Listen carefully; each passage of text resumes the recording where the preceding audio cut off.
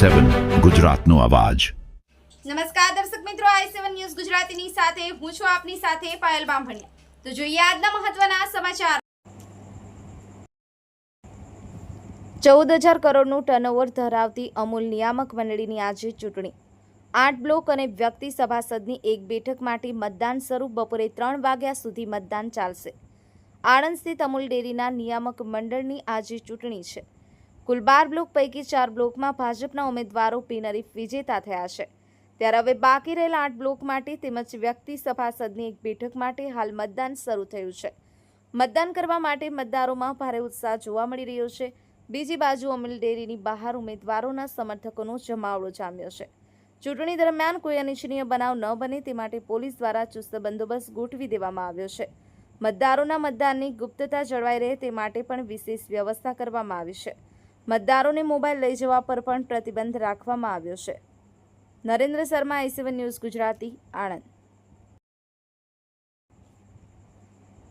Cooperative sector અને એમાં અમૂલ એટલે વિશ્વવિખ્યાત, અને જ્યારે ત્રિભુવન કાકા અને સરદાર સાહેબે અમૂલ ઊભી કરી હોય ત્યારે સૌ પશુપાલકો માટે ભારતીય જનતા પાર્ટીનું 18 વર્ષમાં જે નેતૃત્વ આવ્યું ત્યાર પછી પશુપાલકોને એક અતૂટ વિશ્વાસ થયો। અને જ્યારે આપણા ગૃહમંત્રી અમિતભાઈ શાહ સાહેબે ભારત દેશની પહેલી કોઓપરેટિવ યુનિવર્સિટી ચાલુ કરી હોય, એ પણ ત્રિભુવન કાકાના નામથી એમને માન સન્માન આપીને કરી હોય, એનું ભૂમિપૂજન પણ આપણા ગૃહમંત્રીએ આણંદ જિલ્લામાં અહીંયા જ આવીને કર્યું હોય, ત્યારે હજુ પણ વર્ષો સુધી ભારતીય જનતા પાર્ટીનું રાજ રહીને પશુપાલકો આત્મનિર્ભર બને, પશુપાલકો પણ એમણે વિકાસના પંથો પર ચાલે। જ્યારે વિકસિત ભારત 2047માં આદરણીય પ્રધાનમંત્રી નરેન્દ્રભાઈ મોદી સાહેબ બનાવવા જઈ રહ્યા છે, ત્યારે અમૂલ પણ વિકસિતના પંથો પર આગળ ચાલે એ રીતનો દ્રઢ નિશ્ચય આપણા પ્રધાનમંત્રી અને આપણા ગૃહમંત્રી આપણા CR પાટીલ સાહેબ, આપણા મુખ્યમંત્રી ભૂપેન્દ્રભાઈ પટેલ સાહેબે કર્યો હોય, અને સૌ પશુપાલકોને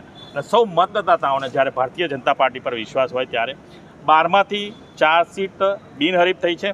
અને એક વ્યક્તિગત સીટની પણ વાત કરું, જેના 7 વોટ હતા, એમાંથી તમે જોયા, હમણાં તમે વિડીયો પણ એના વિઝ્યુઅલ પણ લીધા હશે, 4 વોટ વિજયભાઈ સાથે વ્યક્તિગત પણ સીટ આપણે જ્યારે જીતવા જઈ રહ્યા છે।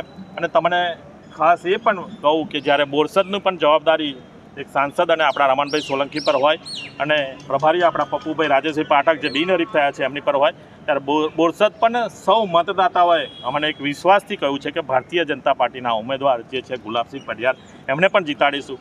એટલે 12માંથી 4 બિનહરીફ, 8 સીટ ભારતીય જનતા પાર્ટી જીતશે, અને એક વ્યક્તિગત સીટ છે પણ એ પણ ભારતીય જનતા પાર્ટી જીતશે, કારણ કે મતદાતાઓ અને પશુપાલકોએ એક વિશ્વાસ ભારતીય જનતા પાર્ટી પર કર્યો છે, અને જેમનું કામ પશુપાલકો માટે જ્યારે ભારતીય જનતા પાર્ટી કરતી હોય, ત્યારે બધી જ સીટો ભારતીય જનતા પાર્ટી જીતશે।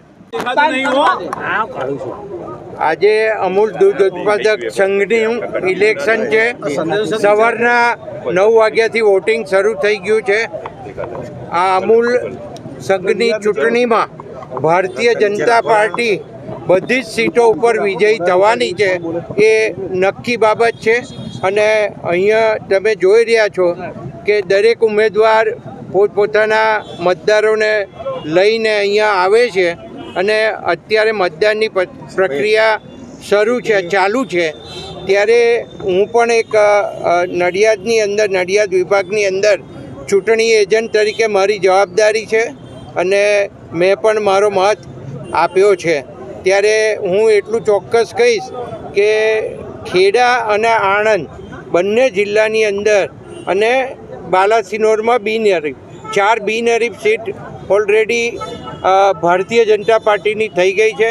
4 સરકારી પ્રતિનિધિઓ છે, એટલે બહુમતી સાથે અમૂલમાં અત્યારે ભારતીય જનતા પાર્ટી બેસવાની છે, નક્કી બાબત છે। અને હવે જે મતદાન થવાનું છે એમાં એક પણ સીટ જવાની નથી, અને તમામ સીટ ઉપર અમારા મતદારો અમારા ઉમેદવારોને વિજય બનાવવા માટે એ આવી રહ્યા છે। પંકજભાઈ, અત્યાર સુધી તમે તમારા એજન્ટો હતા અને આજે તમે એજન્ટ બન્યા છો, શું કહેશો? એટલે આમાં ભારતીય જનતા પાર્ટીની અંદર કાર્યકર્તાનું મહત્ત્વ હોય છે। અમે કોઈ પણ પોસ્ટ ભોગવી ચૂક્યા હોય, પણ જ્યારે અમને પાર્ટી જવાબદારી સોંપતી હોય કે તમારે ચૂંટણી એજન્ટ તરીકે બેસવાનું છે, તો અમે એ જવાબદારી સ્વીકારી અને ચૂંટણી એજન્ટ તરીકે બેઠા છીએ. પંકજભાઈ, પશુપાલકોના કયા પ્રકારના પ્રશ્નો હાલમાં સતાવી રહ્યા છે જે આગામી દિવસોમાં નિરાકરણ આવશે? હું એટલું ચોક્કસપણે કહી શકું, અત્યારે લાંબી વાત કરતો નથી. ડિબેટો બહુ જ થઈ ગઈ છે અને ડિબેટોની અંદર દરેક પ્રશ્નના જવાબ અપાઈ ગયા છે. પણ પશુપાલકોની ચિંતા કરીને તમને ખબર છે કે દેશના વડાપ્રધાનશ્રીએ સૌથી પહેલું સહકારિતા ખાતું શરૂ કર્યું અને એમાં આપણા ગુજરાતના અમિતભાઈ સાહેબ જે સહકાર ખાતાના પ્રધાન તરીકે કેન્દ્રની અંદર બિરાજમાન હોય ત્યારે નક્કી કર્યું છે કે સહકારિતા ખાતાની અંદર એક મોટો બદલાવ આવે, પશુપાલકોની ચિંતા થાય, ખેડૂતોની ચિંતા થાય. આ બધી જ વાતોને ધ્યાનમાં રાખી અને ભારતીય જનતા પાર્ટી ઇલેક્શન લડી રહ્યું છે. સાહેબ, આ વિકાસ